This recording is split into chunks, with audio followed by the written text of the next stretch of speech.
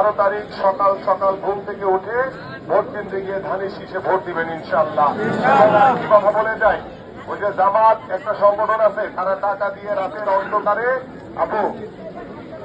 অন্ধকারে ওই জামাত টাকা দিয়ে আপনাদের কাছ থেকে ভোট কিনতে চায়। আপনারা অল্প কিছু টাকার বিনিময়ে আপনাদের ইমান, আপনাদের আমানত বিক্রি করেন না। কারণ ওই জামাতকে আপনারা খুঁজে পাবেন না, সে এখানকার স্থানীয় লোক না, সে হঠাৎ করে উঠে আসা জুড়ে বসছে আপনাদের কাছে।